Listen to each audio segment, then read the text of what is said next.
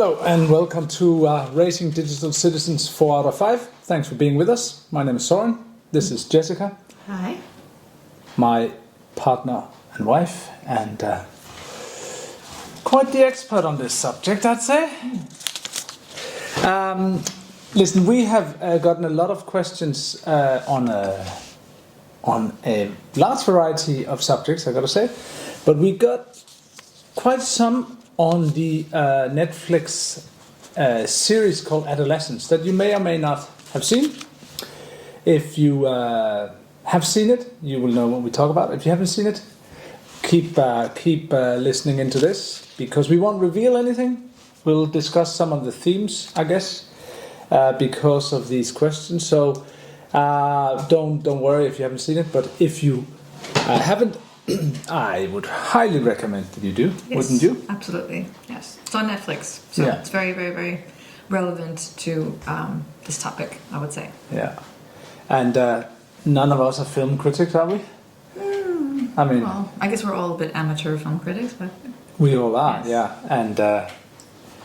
and we don't always agree with films, but I think we both thought this was absolutely fantastic. But not being film critics, we won't say too much about anything else than these topics, other than it's an amazing filming.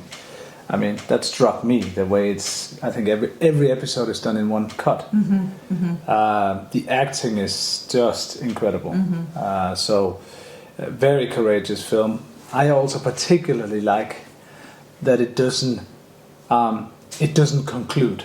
You know, it doesn't have a strong condescending message where sort of blame is laid in a particular point. I like there is a certain open-endedness to. There's not blame in a specific place, but there's definitely been a lot of discussion that has been opened up because of this series, and I think it has also fed into the fear around screens and phones, and blame, I would say, also very much about how bad phones and screens are, and or violence, violent content that kids are seeing, particularly boys. This focuses a lot on boys, the life of a boy, and I think that's also been interesting because that's not entirely our approach to be so fear. I mean, it's like. Again, I think that sometimes this puts all the blame somewhere else rather than taking some of the responsibility. Yes. I mean, I think some people are, and I think a lot of schools are, but this is also an amazing learning opportunity from this show. And actually, you said it doesn't sit. There isn't one culprit. That's what I meant. There isn't one person or one institution or one reason that things are going wrong in this, and you'd have to be very either perfect or in some sort of state of delusion to not, as a parent, think, this also speaks a bit to me. But shall we jump in? Yes. Take the first question. All right, this one says, how can we prevent our kids from being exposed to harmful content? Okay, good question. And again, we have actually had a lot of questions around adolescence. This came out some time ago, but we've had many questions since then, and it's still relevant. So I am not sure you can prevent your children from seeing harmful content by a certain age. I think the statistics show that you know the percentage of kids that will be exposed to some kind of harmful content by even the age of 10 is very, very high. So I think this is a two-pronged answer. One is that you can prevent it from when they're small. And we really do always recommend parent controls for as long as possible. Like, definitely be informed and use all of the safety measures. We've also done that with our kids. At a certain point, whether it's out with other friends or whether they can get around it or whether it's just out of our control, our approach is very, very much about you can try to prevent them, but more importantly, I think you can talk to them about it so that they are aware of what they see, they're aware of how to handle it. And I think maybe it's even if you tend to be on the very controlling side of the parental spectrum, if there is one like that, I think it's better you say to yourself, what if it happens? You know, how do I prepare? Rather than live in the illusion that it will never happen to my child and I will do everything. I'll have so many blocks and I will sort of be there even when they're not in my sight at a birthday party, whatever. So rather than that, think, how can I as a parent prepare them for what to do and what to think when something harmful is being put in front of them. Yes, and I think the message always, an important message to sort of try to always drive home is that if you see something unpleasant, you can always come to us or to a trusted adult. Yeah. I think that's really, so that they know without a doubt that, oh, I don't know, you know, they're not sure. I think this is an important message to always drive home. So you're basically saying you can do a lot to prevent, but you really can't, and it may be better to do as much as you can, but live in and have a relationship to your child that sort of is very realistic about the fact that they may at one point, hopefully much later in life, be exposed to some harmful content. All right, good.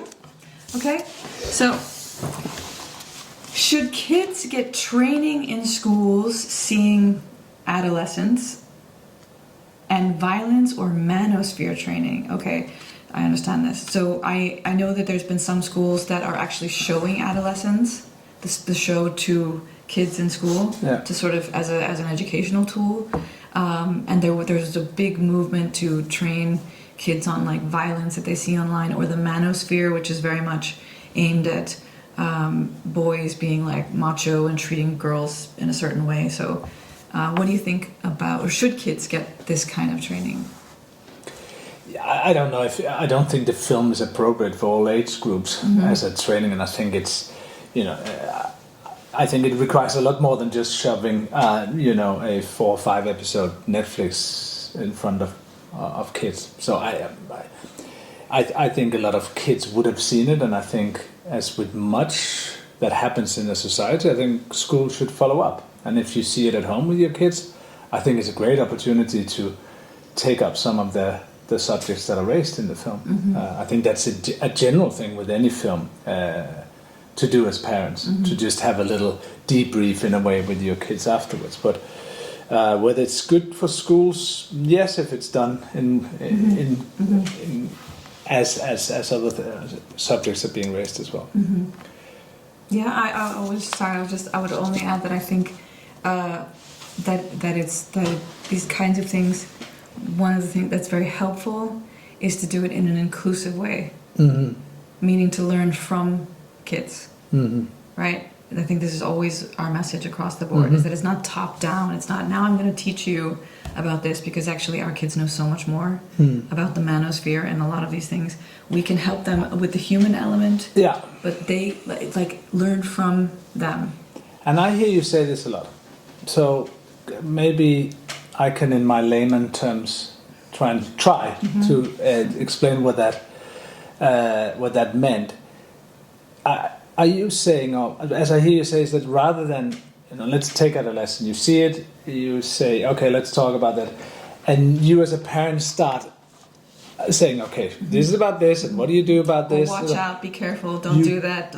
Yeah. You could ask them, for instance, you could start by saying, what do you think the film was about?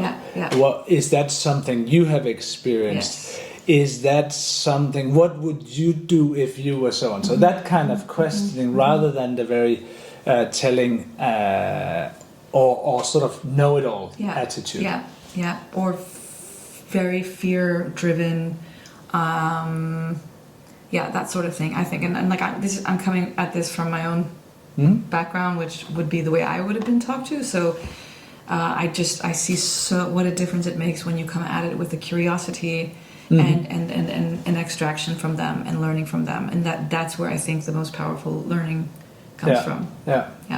So I had understood it. You understood it in lame man. Good. Okay. This question, I think, we've covered it. It says adolescence was very disturbing. How can we deal with all the violence our kids see? I mean, it's not just in adolescence. There was a program on it was in Danish TV, very well documentary about what kids are being exposed to, and the reaction that parents had when they heard what the kids have seen. It was shocking. I mean, the amount of kids that had seen other people being killed, very violent, police shooting things on TV. They had seen car crashes, all kinds of stuff. And when they recounted that, and the parents had no clue, it was really shocking. But underlying how important it is to have these talks. Yeah. Actually, I just wanted, this is kind of just an anecdote, but one of the parents that we had spoken to, who had done the cards with her daughter, she'd heard from another parent who told her that when talking about games and things that her son had been playing, he didn't know that when you got killed in a game that was a real thing. What do you mean? So he was saying how why are you worried about killing in the game? Yeah. And she said that. So the son was saying this to the mom. Okay. And so the mom was talking about what killing was or what murder was. He didn't realize that this was something that could actually happen. He didn't realize that these things actually happen in real life. Yeah. So he didn't even know why. What was the big deal? Yeah. Well, that's just an interesting, fairly innocent. That's a totally innocent thing, but that's just a really good example, I think, of sometimes how, a lot we hear across the board how parents always say, I can't believe how much my kids know, which could be like how to run an app or some kind of technology, what are cookies or something. But then they can't believe how much they don't know. Yeah. And from the kids' side, often what they don't know are some of these things that they're so innocent, but they're so important. Yeah. And these are the things that we fill in those gaps for them, But it is, I guess, what struck me most in adolescence was how the gap in knowledge between certain characters in the film, saying this without revealing anything, certain characters in the film and other characters in the film, the complete gap. And where it was a child pointing out to a parent in the show that basically he had understood nothing, that the entire context of which a crime had been done had slipped this otherwise super bright person completely because of, and this we can reveal without revealing anything, emojis, right? And we hear a lot about this from parents and kids. What are emojis? And maybe we should talk a little bit about that in this context. Yeah, I think there. Yeah, I've been looking a little bit about this, and because there are references to. There was a question about the reference to these emojis. Yeah. So, how do we stay on top of it? Is the question here? How can we as parents stay on top of these emojis? Well, I think it's again, it starts with creating the relationship earlier on, showing a genuine interest in what they're doing, understanding that. As we always say, I mean, we keep saying it. I think the digital world and the physical world, for our kids in particular, are very, very tied together. They're very similar. So just like we hear them speak slang, or have little jokes, or this is happening also in the digital world. So showing genuine interest, keeping updated, doing it without judgment, speaking to other parents, I think is probably really helpful as well. Speaking to older kids. Speaking to older siblings, asking them, what certain things mean, and coming at it as always with curiosity rather than judgment, and just making sure to ask about their online world as often as you ask about their offline world. But can we really, and should we be up to date with all these emojis? I mean, my own story. I started using emojis. Very late in the game. A little, hey. Even sometimes when I see an emoji, I'm like, whoa, he's yeah, I mean, wow. I have you, but my repertoire now is probably not bigger than 5 or 10, and I think generally they're wonderful. For me, when it came out, it was a way of softening maybe a sentence, making sure that they understood that it was a joke, or it was so you attach something. But now you guys know this when you look at your devices or your phones and see the list of emojis. It's infinity, and I wouldn't want to be a teenager caught up in trying to understand that on top of everything else that's going on in their life. I also know that there's a subculture, what may be true in one country, the interpretation of a particular emoji and the color of a heart may be very different in one country to another. So it's probably not realistic that we stay up to date, but as you said, the curiosity to know sort of the main ones, every now and again ask in to what it is. Yeah, and I think I'm just looking at this last question now because it's made me think about this. So the last question is, what difference could your method have made in the show Adolescence? And this just makes me think again about like we won't know all of their emojis. We're not going to know, and that's fine because kids also need privacy, and they're going to talk about things that we wouldn't probably like or approve of all the time. I mean, as much as we would like to imagine our kids are always going to fly around with angel wings and halos, this is also part of being a kid in a way. But what we can equip them with, and this is the part I think was missing from, that I heard the discussion around adolescence. There was a lot about the horrors of the screens and the algorithms, and again, we totally agree with that. But there was not as much about just how he just was always behind closed doors, this kid. Yeah. And the parents there was nothing there's nothing wrong. We never thought anything was wrong. And this is it's like such an innocent thing that happens in many families, which is this lack of conversation, this lack of learning together, and this lack of instilling what it means to be a good person in the real world and in the digital world. And that is the base from which emojis can fly at you all you want. But you're protected by, the child will be more protected by the knowledge of what is right and what is wrong, and having a solid base with your family. So I think that is maybe the best. No, that comes down to some sort of acceptance that it is a new language as well, right?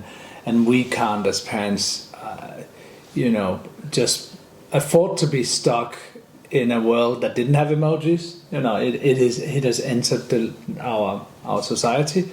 So a little question every now and again keeps us on our toes. I asked I asked our son Sebastian the other day. He had sent me just three emojis, and I really had no idea. It was like a brain, an explosion, and I think some fireworks, something like that. And I really tried. I thought, what is he talking about? And it was he had made a certain move in a game he was playing that was, like something like that. And I thought it was cool. I had a very bad attempt to write something cool back, and I think I failed. But at least we had a little dialogue around that. So and I think with that we can end this episode. Thanks for listening in. And thanks for being with us in accepting that we don't have all the answers, but we need to be curious to help our kids through this very important phase in life. And if you ever have questions, please feel free to write in, and do check out Adolescence. It's a great show. All for now. Bye bye.